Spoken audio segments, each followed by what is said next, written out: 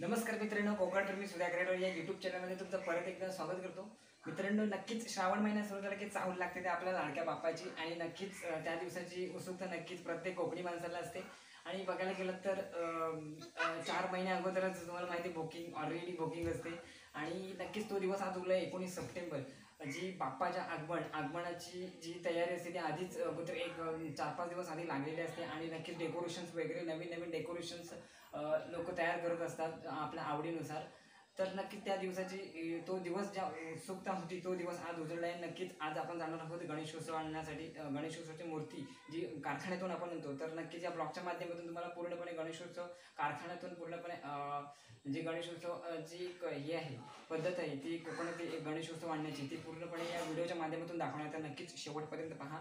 आणि जर बघायला गेलं तर लोक ढोल ताशाच्या गजरात वगैरे गणपतीच्या मूर्ती वगैरे आणतात.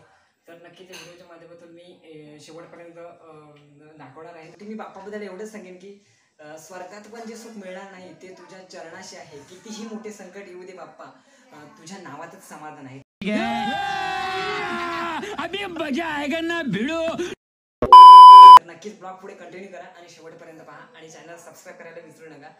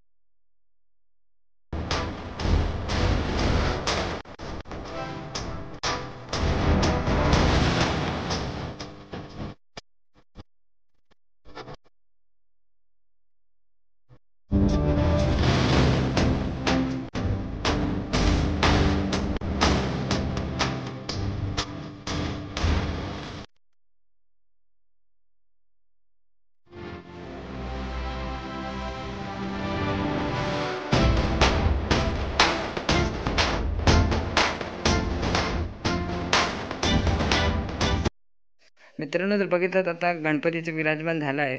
थोड्याच वेळात आम्ही गणपतीला स्थानापन्न केलं आहे आणि गणपतीला बघितलं तर तुम्हाला गणपतीला माहीत असेल, विशेष म्हणजे गणपतीच्या घरात 21 दुर्वांच्या माळा असतात आणि 21 मोदकांचा नैवेद्य दाखवला जातो.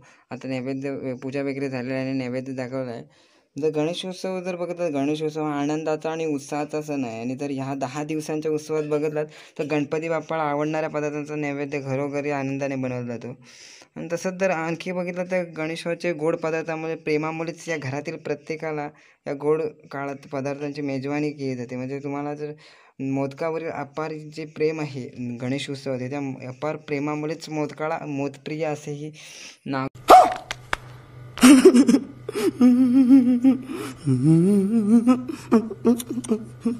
देण्यात आलं आहे. हे म्हणजे इथं कारण गणपतीला मोदक खूप आवडता आहे, त्यामुळे त्याला मोदप्रियही असे म्हटले जाते. आणि म्हणे बघितलं तर मोदक हे त्याचे सर्वात प्रिय अन्न मानले जाते. हे तुम्हाला माहीतच असेल. तसेच भोग म्हणून 21 मोदक अर्पण केल्याने गणेश आणि भगवान शिव एकाच वेळी तृप्त होते अशी धारणा केली जाते. काय कारण ह्याच्यामागे पण एक रहस्य आहे की जे 21 मोदक आपण अर्पण करतो गणेशोत्सवाला, तर ती शिव आणि आपला गणेशोत्सव भगवान एकाच वेळी तृप्त होण्याची धारणा केली जाते. आणि मोदकांशिवाय जर बघितलं तर देखील गणेशोत्सवाच्या बाप्पासाठी अनेक गोड पदार्थ तयार केले जातात. आणि जर बघितलं गणपती बाप्पाला मोदक हे गणपती बाप्पाचा आवडता पदार्थ आहेच. तसेच बघितलं तर गोड मोदकांच्या या अशा त्याच्या प्रेमाचा उल्लेख अनेक कथांमध्ये केला आहे. बघितलं तुम्ही भरपूर कथा वाचला असेल, रीड केला असेल तर त्याच्यामध्ये भरपूर आहेत. आणि त्याचप्रमाणे जर बघितलं तर तांदळाचे पीठ, नारळ, गूळ आणि वाफावर बनवलेले मोदकही गणपतीसाठी भरपूर प्रसिद्ध आहेत. आणि तुम्हाला माहीत असेल भरपूर लोक म्हणजे मोदक जे बनवते वाफेवर बनतात आणि तसेच मोदकाचे साच्यातूनही केले जातात. परंतु वाफेवर जे बनवलेले मोदक आहेत ते गणपतीसाठी त्याचे भरपूर प्रिय आहेत. तसेच इतर अनेक प्रकारचे मोदक आपल्याला बाजारात अवेलेबल भेटतात, पण ते ऑलरेडी ते जे वाफेवर बनवले आहेत ते गणपतीसाठी प्रिय मानले जातात दरम्यान. आणि जे गणपतीचं आणखी एक आवडते अन्न म्हणून तुम्हाला माहिती असेल, गणपतीचं आवडते एक अन्न म्हणून लाडू, जो गणपतीला एक जर प्रत्येक पौराणिक कथांमध्ये बघितलं तर गणेशोत्सवाच्या ज्या गणेशाच्या लाडूवरील प्रेमाचा उल्लेख बहुत पौराणिक कथांमध्ये केला आहे. आणि जर बघितलं तर गणेशाच्या प्रत्येक फोटोमध्ये आपल्याला लाडू हमखास पाहायला मिळेल. जर गणपतीचा फोटो बघितलास ना तर त्याच्यामध्ये लाडू असणारच. म्हणजे बघा तुम्ही जर भरपूर ठिकाणी बघितलं तर गणपतीच्या पुढे मोदक आणि लाडू तुम्हाला त्याच्यामध्ये अवश्य दिसणार.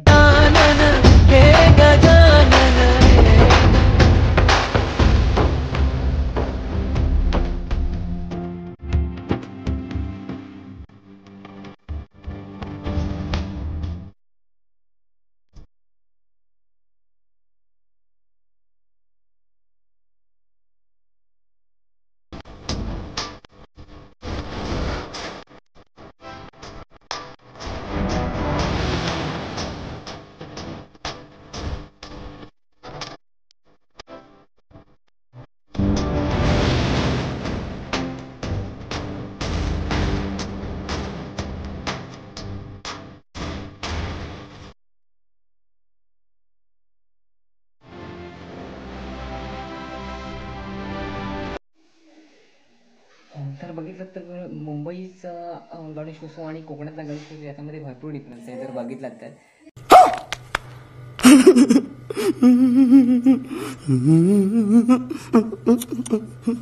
कारण मुंबईचा गणेशोत्सव आणि कोकणातला गणेशोत्सव, मुंबईत जरी चाकरमानी असेल तर मुंबईच्या चाकरमानी गणेशोत्सवासाठी कोकणात येतो. कारण त्यांना माहिती नक्कीच जरी मुंबईचे मोठी मंडळं असली तर तुम्हाला माहीत असेल, जर कोकणचं चिंतामणी आणि लालबाग परत त्या साईडला मोठी गणेशोत्सवाची पथकं आहेत, तरी ती पथकं सोडूनही कोकणातला माणूस 10 दिवसासाठी नक्कीच सुट्टी घेऊन गणेशोत्सवासाठी कोकणात येतात. कारण कोकणात 10 दिवसाची जी मजा असते ती त्यांना माहिती आहे कुठेही मिळणार नाही. कारण 10 दिवसात नेमून माहिती 10 दिवसात ते 10 दिवस आहेत ते अगदी भारूड वगैरे, आरत्या वगैरे, आणखीन कसली डबलबारी वगैरे असे वेगवेगळे कार्यक्रम 10 दिवस कोकणात होत असतात. आणि जेवढी मजा करतात तेवढी मजा कोकणी माणूस करत असतो या 10 दिवसात. आणि नक्कीच हे 10 दिवस त्याच्यासाठी भरपूर मोलाचे असतात. तर ह्याच्यामध्ये आपण डिफरन्स करू शकत नाही की मुंबईचा गणपती आणि गणेशोत्सवचा गणपती. कारण कोकणातला गणपती याच्यामध्ये कोकणातला गणपती नक्कीच तो त्याचा प्रायोरिटीवर असणार नक्कीच. कारण मुंबईचे भले मोठे पथकं असले तरी तो नक्कीच कोकणातल्या गणपतीला प्रायोरिटी देतो. तर तर आजचा ब्लॉग इथेच स्टॉप करूया. नक्कीच चॅनलला सबस्क्राईब करून ठेवा आणि शेअर करा. नक्कीच ज्यावेळी पुढचा ब्लॉग येईल त्यावेळी तुम्हाला नोटिफिकेशन तुमच्यापर्यंत पोहोचेल. तर नक्कीच बेल घंटीला ऑन करा आणि आज इथेच